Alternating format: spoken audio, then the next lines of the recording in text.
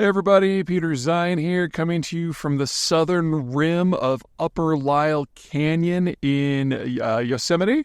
Last time I was here, I hiked all the way up that. Whew, that was exhausting. We're just going to look at it from a distance this time.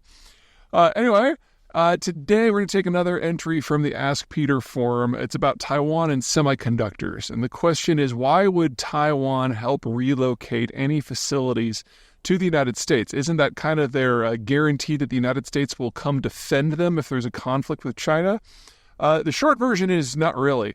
Two things going on here. Number one, never, ever, ever, ever, ever forget that the semiconductor supply chain involves over 9,000 companies, half of which only produce one product for one end user.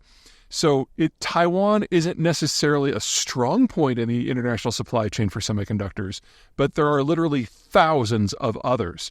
All these companies make products that ultimately end up in TSMC's hands that they use to build and operate the fabrication facilities and then, of course, fabricate the wafers and the semiconductors themselves.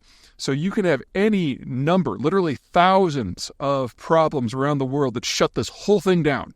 And while Taiwan is certainly a node that is the single most important one, it's hardly the only one. The lasers come from California. The lenses come from Germany. The designs typically come from the United States. The silicon itself comes from North Carolina. It is diversified in that it's everywhere, but it is not diversified in the fact that there are any backup plans. So if there was a war in Taiwan, I'm not suggesting the United States would or wouldn't get involved. I'm saying it wouldn't matter, because if we're at that point, then the elements of the supply chain that are elsewhere in East Asia go offline.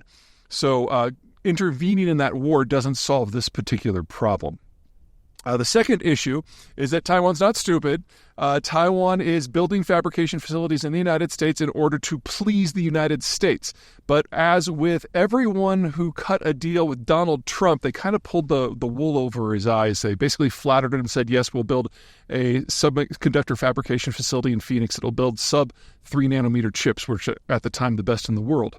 What they neglected to say is they weren't going to provide blueprints. And so that facility has now been under construction for a few years now. It's making no progress. In fact, they've had to tear down many of the facilities and rebuild them from scratch because the Taiwanese are flat out stalling. Similar things happened in a number of things that had to do with economic deals. For example, supposedly TSMC was going to build a facility in Wisconsin. That came to nothing. If the United States is going to establish an alternative supply to Taiwan, it obviously has to build the fabrication facilities.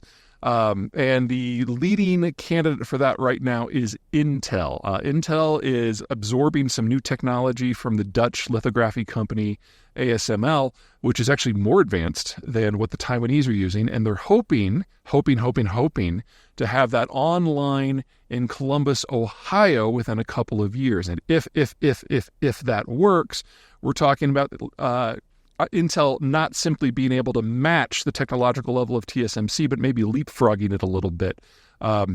Best case scenario, we are not going to see first wafers out of that facility for 2 years. I think 4 is probably a little bit more realistic.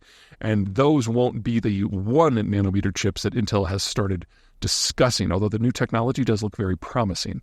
It's just that these things take a long time to set up, years. And while Intel has made some great progress, their track record for doing things ahead of schedule is almost non-existent. I have no doubt they'll get there, but they're not going to get there this year or next year or probably the year after. Okay. The alternative for TSMC is to also ingratiate themselves to other partners. After the United States, the single most important one is by far Japan.